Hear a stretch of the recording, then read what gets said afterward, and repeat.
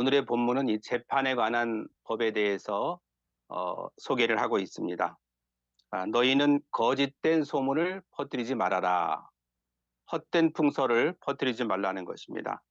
우리가 살아가는 지금의 세상은 정보통신이 발달되어 있기 때문에 상대방에 대한 유언비어가 난무하는 그러한 세상입니다. 상대방을 비방하고 또 상대방을 모함하는 그러한 일들이 너무나 많은 세상이에요. 가짜 뉴스가 너무나 많고 또 각종 악성 댓글로서 거짓 소문을 마구 퍼뜨려 버리고 있습니다. 우리는 매일매일 사회가 어떻게 돌아가는가를 알기 위해서 또 세계가 어떻게 돌아가는 것을 알기 위해서 방송도 보기도 하고 또 신문을 보기도 합니다. 그런데 많은 방송들이 진실된 보도를 하고 있지 않은 것을 보게 됩니다. 정치적으로 너무나도 편향적이기 때문에 불순한 의도와 목적을 가지고 한쪽으로 치우친 취재 그리고 기사를 마구 쏟아내고 있는 거죠. 나라가 망하든 말든 또 사회가 어떻게 되든 말든 아무런 상관없이 자기들의 목적 유익만을 위해서 존재하고 있는 것을 느끼게 됩니다. 지금 우리나라는 이렇게 대통령의 직무가 정지돼 있고 또 여러 장관들의 직무가 정지돼 있어서 너무나도 나라의 발전이 정체가 되어 있습니다. 그리고 사회는 분열되어서 너무나도 암울한 쪽으로 빠져들어가고 있는 것입니다. 그렇기 때문에 우리는 진실한 방송과 뉴스들을 잘 비교해서 여러 뉴스를 보면서 어느 것이 진실이고 또 어느 보도가 거짓인가를 정확하게 분별하고 그리고 제대로 판단해야만 하는 그런 능력을 길러야 되는 것입니다. 그렇지 않으면 아주 멍청한 바보처럼 거짓된 뉴스 그리고 거짓된 정보와 낭설에 빠져서 평생을 속아 살아갈 수밖에 없는 것입니다. 우리 사회는 언젠가는 바르고 공정한 뉴스와 방송 그리고 정확한 여론조사가 실시가 되어서 안정된 사회, 정직한 사회로 나아가도록 기도해야 하는 것입니다. 너희는 나쁜 사람과 손잡고 거짓 증언을 하지 말라 그랬습니다. 나의 유익을 위해서 나쁜 기관이나 나쁜 단체, 나쁜 사람과 손잡고 거짓 증언을 해서는 안 된다 하는 것입니다. 그런데 요즘에는 이렇게 그 실상을 보게 되면 지역구를 위해서 지역구의 주민들을 위해서 일해야 될 국회의원들도 공공연하게 증인들에게 거짓된 증언을 하도록 협박하고 회유하는 그러한 모습을 보는 것입니다. 지역 주민들이 나를 선출해 주었으면 그 지역을 위하여서 헌신해야 되는데 자기가 속해 있는 당을 위해서 또 자신의 출세만을 위해서 물불을 가리지 않고 있는 모습을 우리는 보게 되는 것입니다. 그들은 결국 마귀의 지배를 받아 악의 도구로 사용이 되고 있는 것이죠. 그러나 악은 언젠가는 반드시 하나님의 정의로운 심판을 받게 되는 것입니다. 그러므로 나쁜 사람과 손잡고 거짓된 증언, 또 거짓된 말을 퍼뜨려서는 안 된다는 것입니다. 2절 말씀 보면 사람들이 다 악한 일을 한다고 해도 너희는 악한 일을 따라하면 안 된다. 어린 아이들이 이렇게 나쁜 행동을 하는 아이를 따라하게 되면 부모님이 뭐라고 하십니까? 너는 저런 나쁜 행동을 본받으면 안 된다 하고 야단을 치잖아요. 왜냐하면 그렇게 하면 올바르게 자랄 수가 없기 때문에 그렇죠. 그렇기 때문에 다른 사람들이 다 거짓말, 거짓 증언을 한다고 해서 너희도 함께 거짓 증언을 해서 공정한 재판을 방해하면 안 된다는 것입니다. 재판은 무엇입니까? 억울한 사람의 누명을 벗겨주고 또 가난한 사람을 압제하는, 못 살게 하는, 슬픔과 고통을 주는 사람들을 벌하는 그런 공정한 재판이 돼야 되잖아요. 그런데 재판이 공정하지 않으면 어떤 일이 생기나요? 억울한 사람들이 많이 생겨나는 것입니다. 그러면 그 억울한 사람은 어떻게 됩니까? 불행하고 괴롭고 평생을 고통스러운 나날을 보내며 살아가야 하는 것입니다.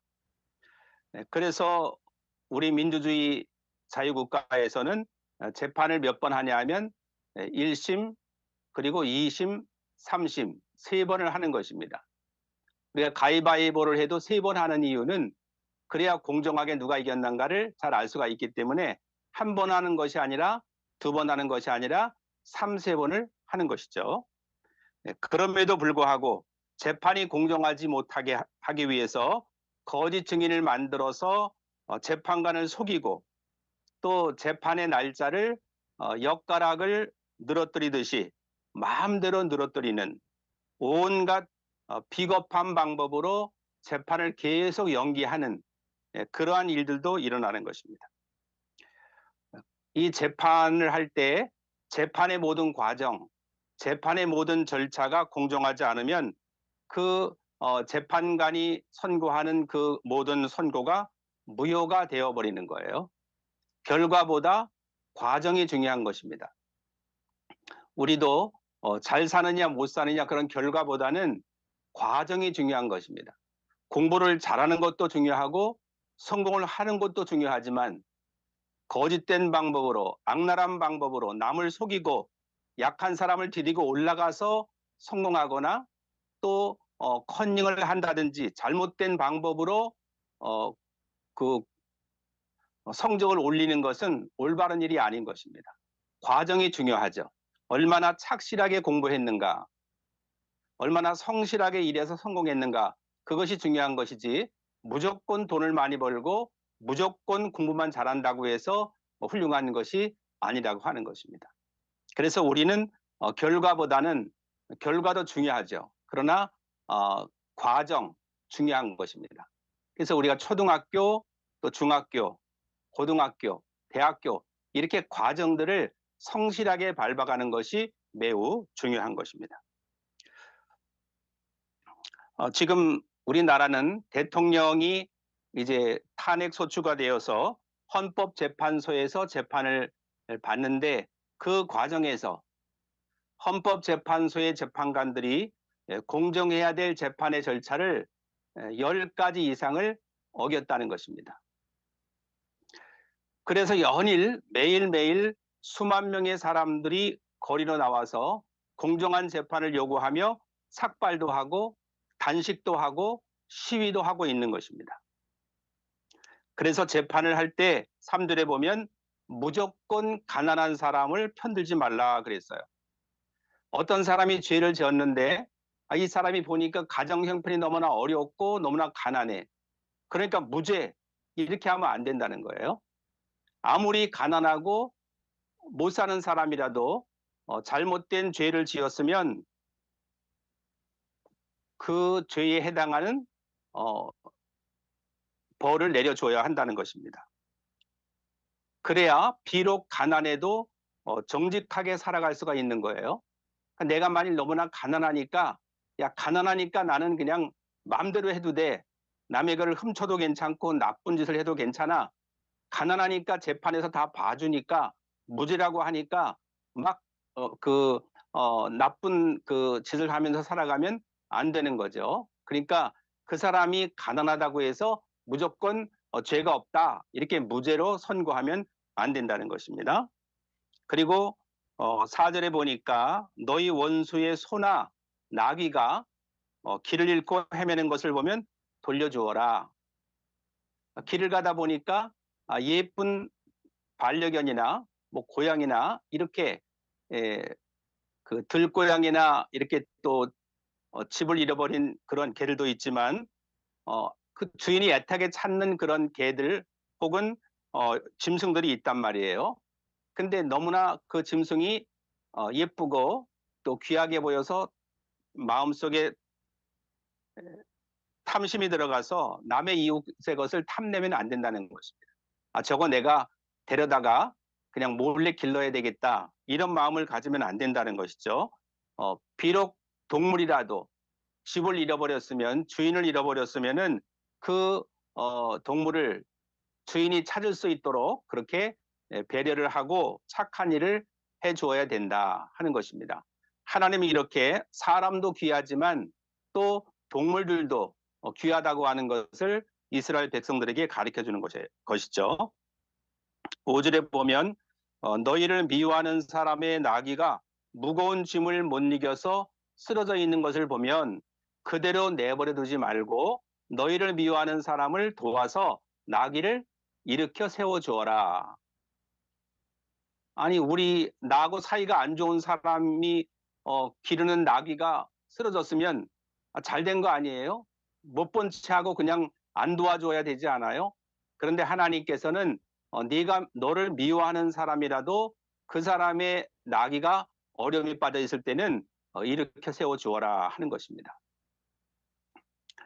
어느 나라에서 실제로 있었던 일인데요. 새끼를 구하려고 하는 코끼리가 있었어요. 어린 새끼 코끼리가 웅덩이에 빠졌어요. 그러니까 그 엄마 코끼리가 새끼를 구하려고 하다가 그만 구덩이에 또 빠지고 말았단 말입니다. 그래서 막 숨도 쉬지 못하고 있을 때 그 사람들이 그 코끼리를 구하려고 애를 써도 안 되니까 워낙 무겁잖아요. 그래서 크레인을 동원해가지고, 그래서 크레인을 이용해서 어미 코끼리를 들어 올렸어요. 그래서 또 인공 호흡을 해가지고 막 두 사람이 코끼리 올라가서 막 눌러서 호흡이 정지되어 있는 그 코끼리가 회복되는 일이 일어났습니다. 그래서 어미 코끼리도 살리고 새끼 코끼리도 도와주는 그러한 일들이 아주 그러한 광경이 굉장히 감동적이었습니다.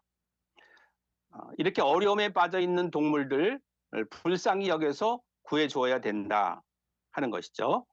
요즘에는 황나도 오염이 되어서 막 바다에서도 그 그물이, 그 찢어진 그물을 다 막 바닷속에 버리니까 그 그물에 걸려가지고 막 년 동안 고통당하는 그런 커다란 그런 고래 같은 것들이 있잖아요. 홍보를 하고 동물을 사랑하는 사람들이 발견하게 되면 어떡합니까? 여러 사람들이 이제 잠수복을 입고 들어가서 그 낚시줄을 잘 잘라서 동물이 더 이상 괴로움을 당하지 않고 잘 편안하게 살아갈 수 있도록 그렇게 도와주기도 하죠. 또 날아가는 새들도 이런 그물 같은 것에 걸려가지고 고통을 당하는 일들이 있잖아요. 또 그런 새들도 잘 이제 그 줄을 끊어 주어서 새들이 또 잘 마음껏 상공을 날아다니면서 살아갈 수 있도록 그렇게 도와주기도 하는 것입니다. 이렇게 우리는 하나님이 지으신 피조물, 동물들을 보호하고 환경을 보호해야 될 그런 책임도 우리에게는 있는 것입니다. 그리고 6절에 보면 가난한 사람이라고 해서 불리한 재판을 하지 마라. 어떤 사람이 억울한 일을 당했는데 재판을 하려면은 변호사를 사야 되거든요. 변호사를 사려면 돈이 필요한데 돈이 없으니까 변호사도 사지 못할 때, 그렇다고 해서 불리한 재판을 받도록 하면 안 된다는 것입니다. 우리 하나님은 아주 정의롭고 정직한 재판관이셔요. 이 세상의 모든 판사들, 재판관들은 하나님이 세워주신 거예요. 내가 공부해서 된 것이 아니라 하나님의 지혜와 총명을 주셔서 이제 억울한 사람들을 구제하고 또 남을 억울하게 하는 사람들에게 벌을 주는 그런 공정한 재판을 하도록 한 거거든요. 이렇게 재판관들은 그 직분이 하나님이 주신 것이기 때문에 하나님을 두려워하는 마음을 가져야 돼요. 내가 재판관이니까 어험하면서 목에 힘을 주고 사람들에게 불공정한 재판을 하면 안 된다는 말이에요. 요즘에 그 재판관들을 보니까 거의 다 모든 사람들이 약간 목을 이렇게 들고 있더라고요. 겸손하지 않고 대부분 다 이렇게 목을 들고 있어요. 나는 판사다 하면서 아주 엄하게 보이려고 해서 그런지 대부분 다 고개를 들고 있는 것을 보게 됩니다.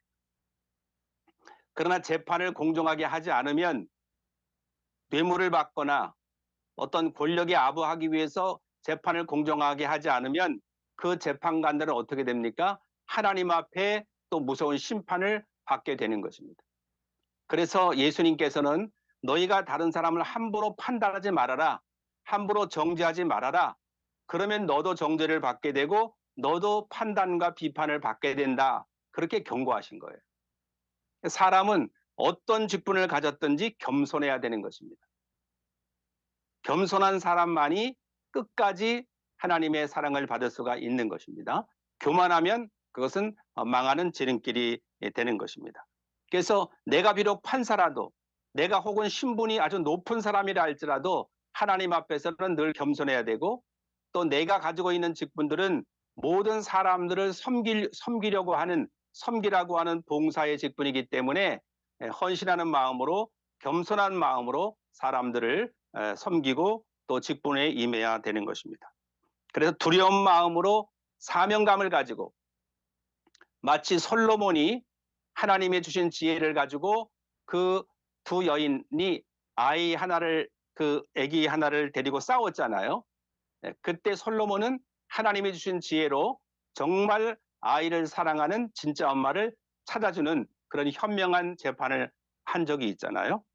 그렇게 공정한 재판을 해야만 하나님 앞에 인정을 받게 되는 것입니다.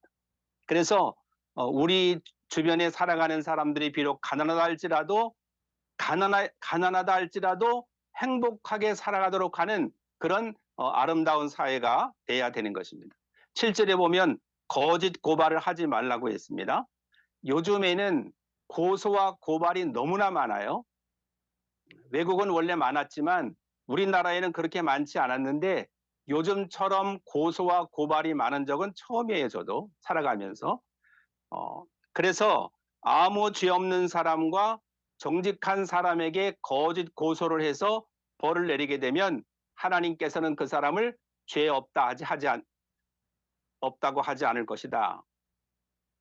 무고한 사람, 죄가 없는 사람을 거짓 고소하고 거짓 고발하게 되면 하나님은 그런 사람의 죄를 엄중하게 묻겠다는 거예요. 용서하지 않으시겠다는 것입니다. 한마디로 말하면 남의 눈에 눈물이 나게 하면 내 눈에서는 피눈물이 날 수가 있는 것입니다. 절대로 남을 상처를 주거나 고통을 주거나 억울하게 하면 안 되는 것입니다.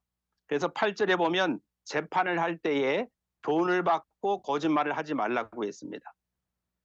뇌물은 사람의 눈을 멀게 해서 정직한 사람이 거짓말을 하도록 만든다고 했습니다.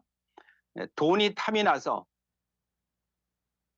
그 사람이 주는 뇌물을 받으면 돈을 준 사람에게 매이게 되잖아요. 그래서 어쩔 수 없이 거짓 재판을 하게 되는 것입니다. 돈을 받았으니까. 하나님께서는 우리가 불의한 재판관이 아니라 의로운 재판관이 되기를 원하시는 것입니다. 그러니까 어떤 일을 해도 우리는 정직하고 공정한 삶을 살아가야 하나님의 사랑을 받을 수가 있는 것입니다. 9절에 보니까 나그네를 학대하지 말라 그랬어요. 너희도 이집트에서 430년 동안 종으로 나그네로 살았으니까 너희도 나그네의 마음을 잘 알지 않느냐 그러셨어요. 우리나라에는 약 한 300만 명 정도의 외국인들이 살고 있다고 하죠. 그러니까 우리나라에 살고 있는 외국인들에게 우리는 될 수 있는 대로 친절하게 대해주고 또 그 사람들이 이 타국에 와서 정직하게 열심히 일해서 돈을 벌어서 어려운 집안을 살릴 수 있도록 도와줘야 되는 것입니다. 그래서 코리안 드림, 한국에 와서 정직하게 열심히 돈 벌어서 가난한 집을 일으켜 세우는 그런 사람들이 될 수 있도록 도와줘야 되는 것입니다. 그러나 반대로 어떤 나쁜 목적을 가지고 우리나라에 와서 우리나라를 해롭게 하거나 또 간첩이나 스파이의 행동을 하거나 또 돈을 받고 선동이 되어서 불법적인 시위를 하거나 또 악성 댓글을 달아서 사회를 혼란스럽게 하거나 선량한 사람들을 해치는 그러한 행동은 눈 감아 두면은 안 되는 것입니다. 그 사람들이 정직하게 살도록 또 혹은 그 사람들이 예수님을 믿고 행복한 삶을 살아갈 수 있도록 기도를 해 주어야 하는 것입니다. 그 외에도 10절에 보게 되면 안식일에 대한 법이 있어요. 엿새 동안은 너희 땅에서 식물을 심고 거기에서 나는 것을 거둬라. 하지만 일곱째 되는 해에는 땅을 갈거나 씨 뿌리지 말아라. 6년 동안 농사를 지은 땅도 1년은 쉬게 하라는 것입니다. 땅도 수고를 많이 했으니까 하나님께서 하늘과 땅을 지으셨잖아요. 자, 땅에는 식물을 심기만 하면 열매를 맺어요. 왜? 왜 그렇습니까? 그 흙 속에는 다양한 영양분이 있기 때문에 심으면 잘 자랄 수 있도록 아주 좋은 흙으로 하나님이 만들어 주셨잖아요. 그러니까 농사가 되는 거죠. 그냥 저절로 되는 게 아니라 하나님이 그 흙 속에 좋은 영양분, 자양분들을 많이 주셨기 때문에 심으면 비도 내리고 또 바람도 불고 좋은 공기 속에서 농사가 되는 것입니다. 그러니까 하나님이 지으신 땅에서 하나님의 명령대로만 하면 해로운 법이 전혀 없는 거, 해로운 그 결과가 없는 거예요. 하나님 뜻대로만 살면 하나님이 주시는 복을 받고 마음껏 우리가 복을 누리면서 살아갈 수가 있는 것입니다. 그리고 거기에서 뭐가 자라나거든 너희 백성 중에서 가난한 사람들이 먹게 하고 그들이 남긴 것을 또 들짐승이 먹게 하도록 배려했습니다. 그러니까 농사를 짓는다 그러면 아주 싸그리 수확하지 말고 논이나 밭에서 조금은 남겨놓으라는 것입니다. 그러면 룻기에 나오는 그 룻이 어머니 나오미를 봉양하기 위해서 이삭을 주었잖아요. 그래서 그것 가지고 연명을 했거든요. 이렇게 룻처럼 가난한 사람이 그것을 주어서 굶지 않고 살아갈 수 있도록 자비를 베풀라는 것입니다. 이웃을 사랑하는 것은 결국 하나님을 사랑하는 거예요. 자, 그래서 그 가난한 룻을 도와준 보아스가 있었잖아요. 어떻게 됐습니까? 하나님께로부터 어마어마한 복을 받게 된 것입니다. 이렇게 우리는 살아가면서 나도 중요하지만 그러나 또 내 주변에 있는 이웃들도 중요하기 때문에 그 이웃들에 대한 배려가 커져야 하는 것입니다. 그리고 12절에 보게 되면 안식일에 노동을 쉬라고 하셨어요. 6일 동안은 일하고 7째 되는 날에는 쉬어라. 그래서 너희의 소나 나귀도 쉬게 하고 너희 집에서 태어난 종과 나그네도 쉬도록 하라. 공부도 일주일 동안 했으면 하루는 또 조금 쉬어야 되는 것입니다. 휴식도 취하고 또 뭐 운동도 좀 하고 이렇게 또 다른 책도 읽고 이렇게 그러면서 할 때 효과가 나는 것입니다. 사업을 하는 사람도 주일에는 자기가 함께 일하고 있는 직원들이 가족과 함께 쉴 수 있도록 배려를 해야 되는 것입니다. 이렇게 하나님 말씀대로 안식일, 주일을 지키는 사람이 하나님의 복을 받도록 되어 있는 것입니다. 13절에 보면 내가 너에게 한 말을 다 지켜라. 다른 신들의 이름은 기억도 하지 말라. 다른 신들의 이름은 너희 입 밖에도 내지 말라고 말씀하셨어요. 하나님은 다른 신들을 싫어하십니다. 질투의 하나님이셔요. 왜 싫어하시죠? 다른 신들은 사람을 지옥으로 끌고 가요. 사람을 불행으로 끌고 갑니다. 그래서 싫어하시는 거예요. 그래서 구약 시대에는 무당도 반드시 죽이라고 말씀하셔요. 사람들을 자꾸 올바르지 않은 길로 자꾸만 끌고 가기 때문에 하나님을 믿는 것이 아니라 자꾸 악한 영들을 따르도록 그러게 하기 때문에 하나님은 반드시 죽이라고 명령을 하셨던 것입니다. 우리 친구들도 이렇게 게임이나 또 어떤 저는 게임을 뭐 한 번도 안 해봤지만 게임을 보게 되면 이렇게 막 광고 같은 거 뜨는 거 보면은 어마어마한 그런 악기 같은 것들이 많잖아요. 그리고 또 옛날에 카드에도 보면 그런 신들이 또 많이 있었어요. 그러니까 우리 친구들도 게임을 하거나 어떤 카드에서 다른 신들을 너무 신들에게 마음을 뺏기고 또 그런 신들을 좋아하면 안 되는 거예요. 그런 신들은 우리에게 절대 유익을 주지 않아요. 오직 하나님만이 우리를 사랑하시고 우리를 지으셨고 우리를 구원하실 분이기 때문에 다른 신들에 대한 그런 마음, 그 신들에 대해서 마음을 빼앗기고 거기에 그렇게 관심을 가지면 안 되는 것입니다. 위대하고 멋지신 하나님만을 좋아해야 돼요. 그리고 그분만을 섬겨야 해요. 그분만이 우리를 건강하게 하시고 우리를 지키고 보호해 주시기 때문에 그런 것입니다. 오늘의 말씀을 잘 마음속에 새겨서 우리가 정직하게 살아가고 또 외국인과 이웃을 배려하고 거룩한 주의를 지키는 우리 성도님들과 친구들이 되기를 예수님의 이름으로 축원합니다.